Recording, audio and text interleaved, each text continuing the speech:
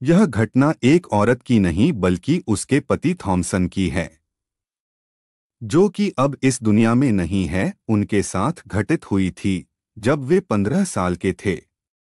1991 में उनकी मां मैरी, जिनके पति माइकल का कुछ वर्षों पहले ही स्वर्गवास हो गया था, उन्होंने टॉम नाम के व्यक्ति से दोबारा शादी कर ली थी।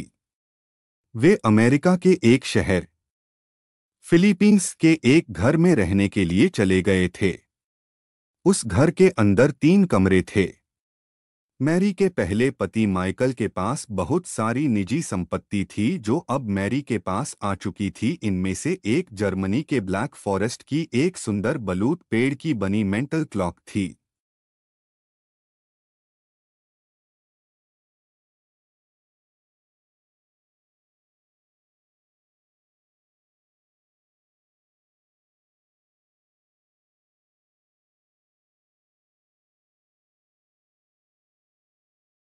वह उस घड़ी को बहुत ही पसंद करता था। वह हमेशा उस घड़ी की बहुत ही अच्छे से देखभाल करता था ताकि वह घड़ी हमेशा चलती रहे। एक बार जब वह बीमार हुआ तो उसने अपनी पत्नी से कहा कि उसके मरने के बाद वो उस घड़ी की बहुत ही अच्छे तरीके से देखभाल करें ताकि वह कभी भी बंद ना हो। अगर उसने ऐसा नहीं किया तो वह मरने के बाद दोबारा जिंदा होकर उसको परेशान करने के लिए आएगा।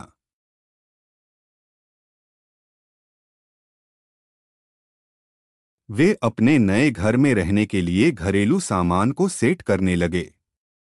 तब थॉमसन 15 वर्ष का और उसकी बहन बेथ 12 वर्ष की थी। कुछ समय के लिए मैरी और टॉम उस घड़ी को चालू रखने के लिए उसमें चाबी घुमाते थे। इसके अलावा वे घर का सामान अच्छे तरीके से जांच रहे थे और घर के अंदर नया नया सामान ला भी रहे थे, जैसे कि नया फर्नीचर। इसके अलावा थॉमसन और बेथ स्कूल में भी जा रहे थे और नए नए दोस्त भी बना रहे थे। इस नए घर में रहते हुए उन्हें 1 साल भी नहीं हुआ था कि उन्होंने घड़ी को चाबी देना बंद कर दिया। यह घड़ी दिखने में बहुत ही अलग थी। इसके चारों ओर सुंदर लकड़ी का काम हुआ था और इसके मुंह के दोनों तरफ फूल और पक्षी सजे हुए थे। इस घड़ी के नीचे एक पेंडुलम आगे पीछे घूमता था और पेंडुलम के नीचे एक मेपल का पत्ता था।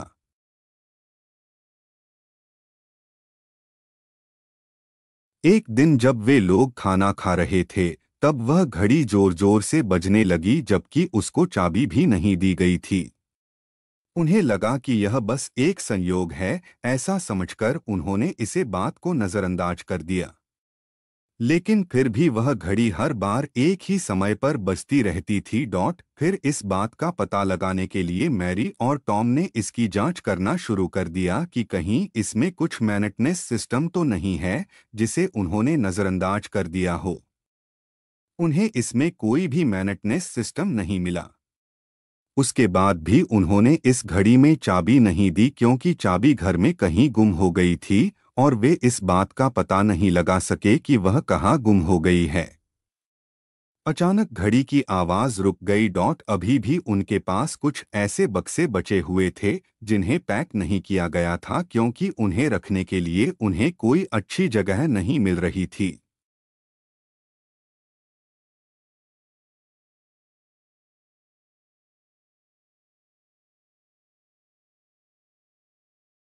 घड़ी पूरे दिन बंद रही। अगले दिन दोपहर के करीब 12 बजे वह दोबारा से बजने लगी, जिससे वे काफी निराश और कंफ्यूज हो गए थे। उन्हें लगा कि इस घड़ी को हम अलमारी के एक बक्से के अंदर रख देते हैं, जिससे यह घड़ी बजना बंद हो जाएगी। लेकिन फिर भी यह घड़ी हर 1 घंटे में एक ही समय बजती रही। मैरी इससे काफी परेशान होने लगी थी। उसने सोचा कि यह उसके मरे हुए पति माइकल का भूत होगा क्योंकि उसने कहा था कि अगर उन्होंने इस घड़ी का अच्छे से देखभाल नहीं करा तो वह उन्हें परेशान करने के लिए दोबारा आएगा।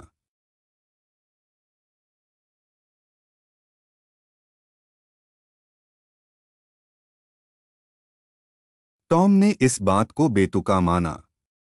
टॉम ने इस बात पर विश्वास नहीं किया कि कोई चीज भूतिया भी हो सकती है। उसके बाद उन्होंने उस घड़ी का पेंडुलम निकालकर उसे अलमारी के अंदर एक बॉक्स में रख दिया। उन्हें लगा कि अब घड़ी की परेशानी का हल हो गया है, लेकिन थोड़ी के देर बाद दोबारा वह घड़ी बजने लगी थी। उन्हें इस बात पर विश्वास नहीं हुआ। फिर टॉम ने उस घड़ी को अलमारी के उस बक्से में से बाहर निकाला, यह देखने के लिए कि हमने तो उस घड़ी के पेंडुलम को हटा दिया था, फिर भी वह घड़ी टिक टिक कैसे कर रही है।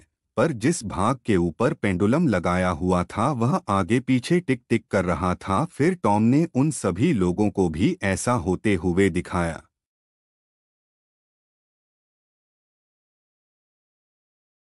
मैरी अब बहुत ही दुखी हो चुकी थी। अब मैरी इस घटना को बर्दाश्त नहीं कर पा रही थी। उस घड़ी ने उसे दुखी करना शुरू कर दिया था, क्योंकि वह उसे उसके पति माइकल की याद दिलाती थी। साथ में इस बात ने भी सबको निराश कर दिया था कि यह घड़ी सच में भूतिया है। फिर उन सभी लोगों ने निर्णय किया कि हमें इस घड़ी को बेच देना चाहिए। लगभग एक सप्ताह के अंदर ही उन्होंने इस घड़ी को बेच दिया।